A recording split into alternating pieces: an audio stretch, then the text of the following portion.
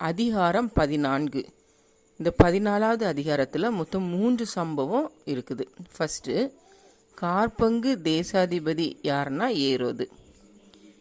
ஏரோதுடைய சகோதரன் பெயர் பிலிப்பு. பிலிப்புவின் மனைவி ஏரோதியாள். இந்த ஏரோது தன் சகோதரனாகிய பிலிப்புவோட மனைவியாகிய ஏரோதியால தன்னோட மனைவியாட்டு தான் கூட வச்சிருக்காரு. இது கர்த்தருக்கு பிரியம் இல்லாத செயல்னால யோவான் ஸ்நானகன் ஏரோதை கடிந்து கொள்வார். அதனால் ஏரோதுக்கு கோபம் யோவான் ஸ்நானகனை ஜெயிலில் காவலில் வச்சிருப்பார். ஆனால் ஜனங்கள் யோவான் ஸ்நானனை தீர்க்கதரிசி அப்படின்னு நம்பிட்டு இருந்ததுனால ஜனங்களுக்கு பயந்து ஏரோது யோவான் ஸ்நானனை கொலை செய்யாமல் பாதுகாத்து வந்தார். காவலில் வச்சு பாதுகாத்து வந்தார்.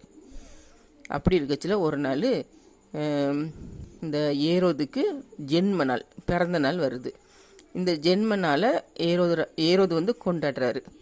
அப்போது அந்த ஜென்ம நாளில் ஏரோதியாளுடைய மகள் நடனமாடி ஏரோதை சந்தோஷப்படுத்துகிறா. உடனே இந்த ஏரோது, இந்த கார்பங்கு தேசாதிபதியாகிய இந்த ஏரோது அந்த ஏரோதியாளுடைய மகள்கிட்ட சொல்கிறாரு, நீ என்ன கேட்டாலும் நான் அதை உனக்கு தருவேன் அப்படின்னு சொன்ன உடனே இவ தன்னுடைய அம்மாட்ட போய் ஏரோதியாள்கிட்ட போய் என்ன கேட்கலான்னு கேட்டோடனே அம்மா யோவான் ஸ்நானனுடைய தலையை ஒரு தட்டில் வச்சு கேளுன்னு சொல்லி சொல்லுவாள். அம்மாவோட பேச்சை கேட்டு அம்மாவுடைய தூண்டுதல்னால இந்த ஏரோதியாளுடைய மகள் ஏரோதுகிட்ட கேட்குறா. என்ன கேட்குறா? யோவான் ஸ்நானனுடைய தலையை ஒரு தாளந்தில் வச்சு வேணும் அப்படின்னு. உடனே இதை கேட்ட உடனே ஏரோதுக்கு கலக்கமாக இருக்கும். ஆனாலும் சரி, நான் எல்லாருக்கும் முன்னாடியும் என்ன கேட்டாலும் தருவேன்னு சொன்னதுனால அதை கண்டிப்பாக செஞ்சாகணும். அந்த உடனே கட்டளையிடுறாரு. யோவான் ஸ்நானகன் தலையை கொண்டு வர சொல்லி கட்டளையிடுறாரு. யோவான் ஸ்நானகனை திரைச்சேதம் பண்ணி அவரோட தலையை ஒரு தட்டில் வச்சு கொண்டு கொடுப்பாங்க. அதுக்கப்புறம் யோவான் ஸ்நானகனுடைய சீசர்கள் யோவானுடைய உடலை வாங்கி அடக்கம் பண்ணுறாங்க. அப்போ யோவான் ஸ்நானகன் உடலை அடக்கம் செய்தது யார்? அவருடைய சீசர்கள். யோவான் ஸ்நானனை சிறைச்சேதம் பண்ணது யார்? ஏரோது. அதுக்கப்புறம் இந்த யோவான் ஸ்நானனை அடக்கம் பண்ணதுக்கப்புறம் அவருடைய சீசர்கள் போய் ஏசப்பா கிட்ட நடந்த சம்பவத்தை போய் சொல்கிறாங்க. அப்போ ஏசப்பா தனியாக இருக்கணும் அப்படின்னு சொல்லிட்டு ஒரு மலைக்கு மேலே ஏறி போவாங்க. தனியாக இருக்கலாம் அப்படின்னு சொல்லிட்டு போவாங்க. அப்படி போகும்போது ஏசப்பா அங்கே போகிறாங்கன்னு தனியாக போகிறாங்க அப்படின்னு கேள்விப்பட்ட உடனே நிறைய ஜனங்கள் ஏசப்பா பின்னாடி வராங்க. அப்போ ஏசப்பா அவங்கள பார்த்துட்டு மனதுருகி அவங்களெல்லாம் உட்கார வச்சு அவங்களுக்கு போதகம் பண்ணுறாங்க. ரொம்ப நேரம் ஆகிட்டு, சாயங்காலம் ஆயிடுச்சு. அப்போ சீசர்கள் சொல்லுவாங்க, ரொம்ப நேரம் ஆயிடுச்சு, இருட்ட போகுது, நீங்கள் இப்போவே ஜனங்களை அனுப்பிவிடுங்க, அப்போ தான் அவங்க பட்டணத்துக்கு போய் அவங்களுக்கு வேண்டிய ஆகாரத்தை வாங்க முடியும் அப்படின்னு சொல்லி சொல்கிறாங்க. அப்போ ஏசப்பா சொல்லுவாங்க, இல்லை, நீங்கள் அவங்களுக்கு நீங்களே ஆகாரம் கொடுங்க அப்படின்னு சொல்லுவாங்க. அப்போது சீசர்கள் சொல்லுவாங்க, எங்கள்கிட்ட 5 அப்போ 2 மீன் தான் இருக்குது அப்படின்னு சொன்னோன்னே ஏசப்பா அவங்க சொல்லுவாங்க, நீங்கள் ஜனங்களை புல் தரையில் உட்கார வைங்க அப்படின்னு சொல்லி கட்டளையிடுவாங்க.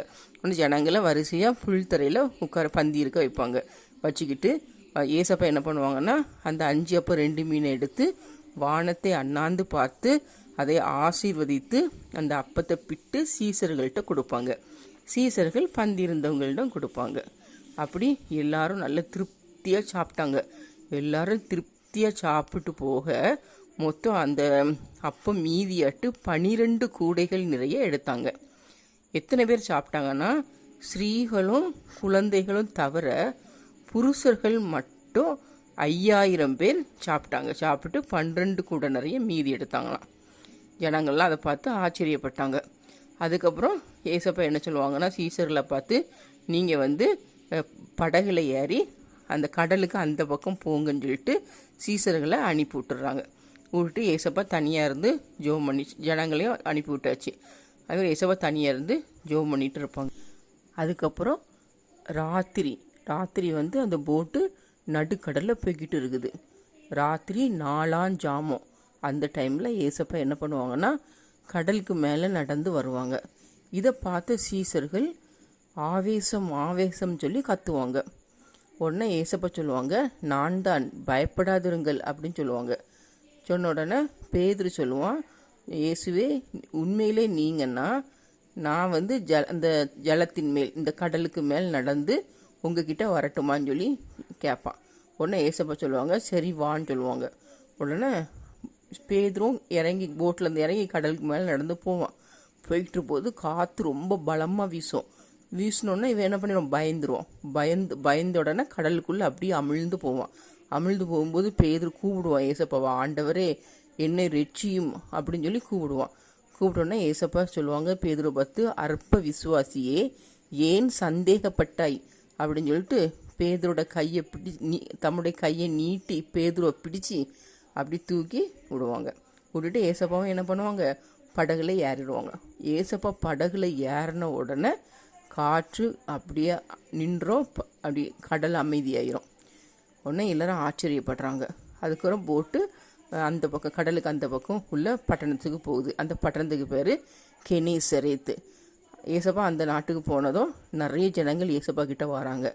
யாரெல்லாம் ஏசப்பாவை தொடுறாங்களோ, ஏசப்பாவின் வஸ்திரத்தை தொட்ட அனைவரும் சுஸ்தமானார்கள்.